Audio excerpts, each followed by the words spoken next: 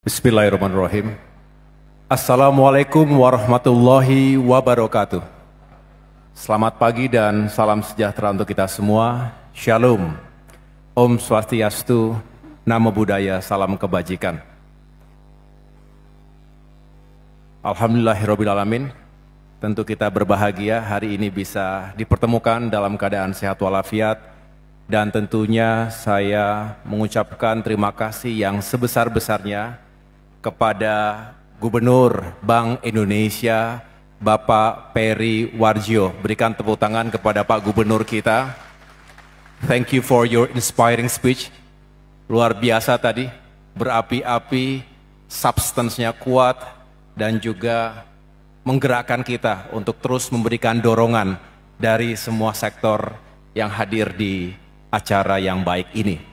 Tentunya saya juga ingin menyapa sekaligus mengucapkan terima kasih kepada Ibu DGS dan jajaran anggota Dewan Gubernur Indonesia, keluarga besar BI yang juga telah bekerja dan mengambil peran strategis untuk ekonomi digital Indonesia hari ini dan ke depan. Tepuk tangan untuk Bank Indonesia. Saya juga ingin menyampaikan apresiasi tentunya kepada Ketua Dewan Komisioner Otoritas Jasa Keuangan, Bapak Mahendra Siregar. Tepuk tangan juga untuk Pak Ketua OJK. Terima kasih Pak Mahendra dan jajaran Dewan Komisioner OJK lainnya. Di sini juga hadir Ketua Dewan Komisioner LPS, Bapak Anggito Abimanyu. Terima kasih. Dan our good friend, Mr. Park So-deok, Kuasa Usaha Ad Interim, Republic of Korea. Terima kasih. Kepada jajaran pejabat di Kementerian Koordinator Bidang Perekonomian, terima kasih dan tolong sampaikan salam hormat saya kepada Bapak Menko Erlangga Hartarto yang tengah menjalankan tugas bersama Bapak Presiden Prabowo Subianto. Bapak Ibu, para pelaku dunia industri, dan berbagai asosiasi khususnya ASPI, Asosiasi Sistem Pembayaran Indonesia dan Fintech Indonesia, serta para hadirin yang berbahagia. Hari ini spesial karena pertama kalinya setahun terakhir ini saya cukup sering menghadiri acara-acara yang digelar di berbagai kota, tetapi tentu lebih banyak berbicara tentang pembangunan infrastruktur, physical infrastructure, physical connectivity, konektivitas antar wilayah dari Aceh hingga Papua, 17.000 pulau, bicara bagaimana memperkuat sektor transportasi logistik, termasuk juga pembangunan berbagai infrastruktur dasar, dari mulai jalan, bendungan, irigasi untuk memperkuat ketahanan pangan, belum lagi berbicara perumahan rakyat yang harus semakin affordable, yang layak, yang bisa hadir untuk masyarakat berpenghasilan rendah, hingga berbagai urusan terkait dengan pemerataan pembangunan di seluruh wilayah. Disparitas yang masih terjadi terutama antara Jawa dengan luar Jawa, antara Barat dengan Timur Indonesia. Sehingga ketika mendapatkan undangan, staf saya menyampaikan ada undangan, dari mana? Gubernur Bank Indonesia. Oh, jarang-jarang ini, Gubernur Bank Indonesia. Biasanya, apa nggak salah saya tanya begitu? Harusnya Menko Perekonomian, urusannya dengan Bank Indonesia. Setelah saya baca temanya juga khas, ini acara FECDI, Festival Ekonomi dan Keuangan Digital Indonesia, yang berkolaborasi dengan Indonesia Fintech Summit and Expo. Sekali lagi, ini harusnya Menko Perekonomian. Coba jangan sampai salah begitu. Ternyata setelah kita telaah, justru ini semua ekosistem ekonomi digital dan keuangan digital ini membutuhkan dukungan penuh dari infrastruktur di seluruh wilayah. Setelah saya meyakini diri sendiri, barulah saya menjawab saya akan datang. Dan insya Allah, dan saya hari ini hadir bersama Bapak Ibu sekalian. Terima kasih. Ini sebuah kesempatan yang begitu baik. Oleh karena itu saya mengucapkan selamat dan sukses kepada Bank Indonesia, kepada OJK, kepada Kemenko Perekonomian, dan semua mitra strategis yang telah menghadirkan acara FECDI dan IFC ini. Saya tidak ingin menggarami air laut, saya tidak mungkin menyampaikan statistik yang tadi sudah disampaikan oleh Gubernur Bank Indonesia, Ketua OJK maupun Menko Perekonomian. Tetapi saya ingin meng-highlight betapa promisingnya ekonomi digital Indonesia. Secara alami tentu kita terbesar di ASEAN, sudah seharusnya seperti itu. Dan visi Bapak Gubernur tadi menjadi the strongest digital economy di Asia, bahkan dunia, juga bukan sesuatu yang mustahil. Ambisi harus kita letakkan. Asta cita Indonesia Emas 2045 juga harus selalu menjadi guidance kita. Di samping itu kita melihat tren yang begitu positif, yang begitu menggembirakan ketika kita melihat semakin banyak Kris users. Tadi disampaikan oleh Pak Gubernur, Pak Ketua OJK, di mana-mana sekarang semakin convenient. Saya sendiri juga semakin jarang datang ke toko. Semuanya sekarang dilakukan secara online. E-commerce kita hidup dan berkembang luas. Dan para pelaku UMKM juga sangat terbantu. Terjadi peningkatan e-money transaction yang juga bisa dihitung year on year. Termasuk literasi. Ini penting sekali, semakin banyak kalangan masyarakat kita yang juga semakin memahami benefit dari e-commerce, benefit dari digital finance and economy. Bapak Ibu sekalian, kembali ke basic. Kita harus petakan apa saja yang menjadi opportunity. Tadi Bapak Gubernur sudah menyampaikan bahwa selalu ada trade-off-nya. Ketika kita berharap semakin inklusif sistem keuangan dan ekonomi kita, bisa meningkatkan produktivitas di berbagai sektor, termasuk juga memperluas kesempatan bagi para pelaku usaha mikro, kecil, dan menengah, dan membuka lapangan pekerjaan. Ini penting sekali, karena pekerjaan bukan hanya masalah ekonomi, tetapi masalah dignity, social, yang kita harus sama-sama jawab sebagai pemerintah dan tentunya juga secara moneter. Bank Indonesia, OJK juga mengambil peran yang sangat strategis. Tetapi masih terjadi digital divide.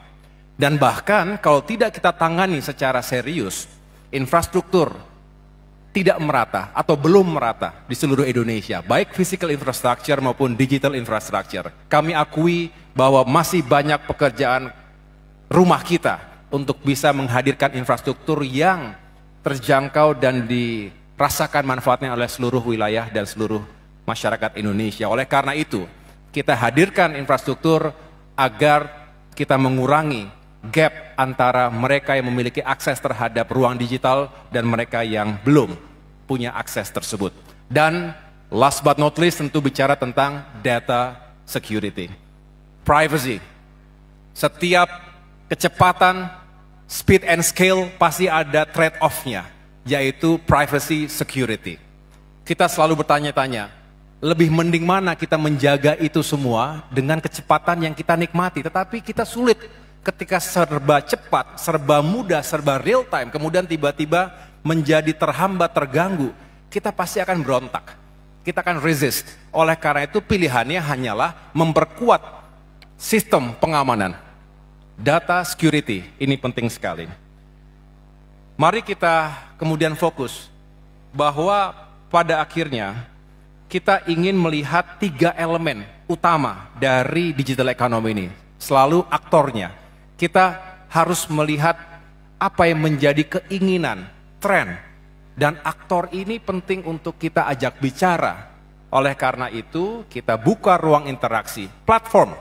Kita harus menyiapkan semua ruang interaksi dan juga transaksi yang baik, yang menyenangkan, yang juga aman.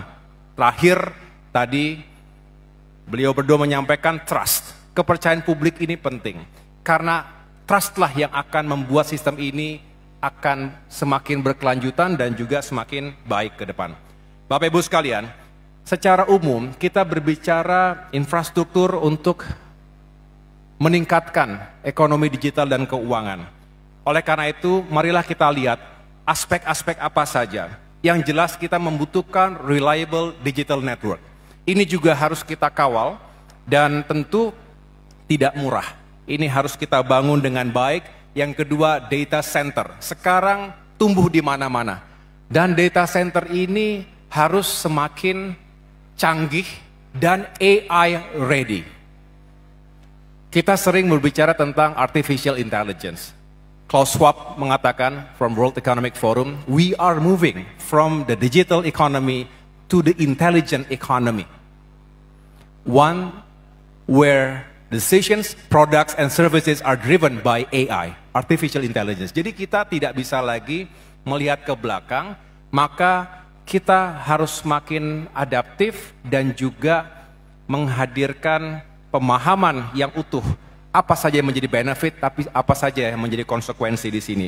Data center perlu electric power, perlu listrik yang menjangkau semua wilayah, termasuk daerah-daerah terkategori 3T, terdepan, terluar, terdalam, perbatasan. Lalu butuh air yang cukup untuk sistem yang juga berkelanjutan. Dan yang tidak boleh ditinggalkan adalah logistics connectivity. Jadi bukan hanya karena bicara digital infrastructure, tetapi justru setelah itu mau dibawa pakai apa? Logistiknya bagaimana? Indonesia negara kepulauan. Membangun konektivitas fisik Indonesia tidak sama pendekatannya dengan negara-negara kontinental seperti Amerika Serikat, Tiongkok, India, daratan Eropa, Australia. Kita negara kepulauan, oleh karena itu selain jalan-jalan di daratnya semakin baik, tapi juga infrastruktur, transportasi, antar pulau, maritime logistics, penerbangan dan lain sebagainya juga harus semakin bagus. Oleh karena itu Bapak Ibu sekalian, kami di Kementerian Koordinator Bidang Infrastruktur dan Pembangunan Kewilayahan hari-hari melakukan sinkronisasi.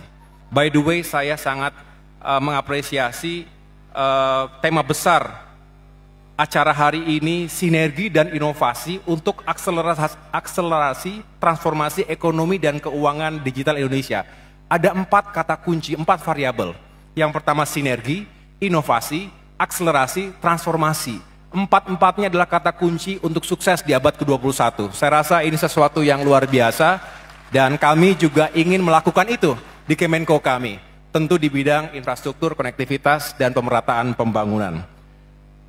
Yang berikutnya ingin saya sampaikan adalah 3 strategi menuju Indonesia yang semakin maju tadi. Bapak Presiden Prabowo Subianto seringkali mengingatkan kepada kita bahwa memperkuat infrastruktur itu sama saja memperkuat backbone dari transformasi ekonomi. Tentu infrastruktur yang berdampak, termasuk nomor 2 adalah memperkuat digital and financial literacy. Kita berharap selain infrastrukturnya semakin baik, literasi masyarakat kita juga harus semakin baik. Agar kita punya daya saing, agar tidak tertinggal dengan bangsa-bangsa sekitar kita. Singapura luar biasa, maju sekali. Walaupun tentu tidak apple to apple, kita 280 juta orang. Oleh karena itu penduduk kita 70% berusia produktif, muda, punya literasi yang baik terhadap teknologi. Ini harus dibarengi juga dengan pemahaman terhadap digital economy. Apalagi masyarakat yang mungkin tidak atau belum begitu familiar dengan manfaatnya. Dan yang terakhir adalah bagaimana kita memperkuat public trust melalui governance transparency dan juga cyber security. Ini penting sekali, bahkan yang menjadi salah satu ancaman militer maupun near militer saat ini di berbagai defense establishment di dunia adalah cyber security. Bisa dilakukan oleh aktor negara, bisa juga aktor non-negara, bahkan oleh individu yang tidak kita bayangkan, tapi punya kemampuan untuk menembus, merusak, dan juga mengganggu sistem cyber dan juga sistem ekonomi digital termasuk di Indonesia. Kita waspada dan juga harus mempersiapkan langkah-langkah mitigasi yang efektif. Dan terakhir, saya tutup dengan sebuah harapan untuk kita semua. Tentu selain kita meningkatkan value, nilai, tapi juga membuka kesempatan seluas-luasnya. Marilah dalam benak kita, hearts and minds kita, dalam mengambil kebijakan, dalam menjalankan program-program prioritas, selalu berprinsip bahwa tidak boleh ada yang tertinggal. No one and no region is left behind. Demikian yang dapat sampaikan. Terima kasih atas kebersamaannya. Sukses untuk Bank Indonesia, sukses untuk OJK, sukses untuk semuanya. Wassalamualaikum warahmatullahi wabarakatuh.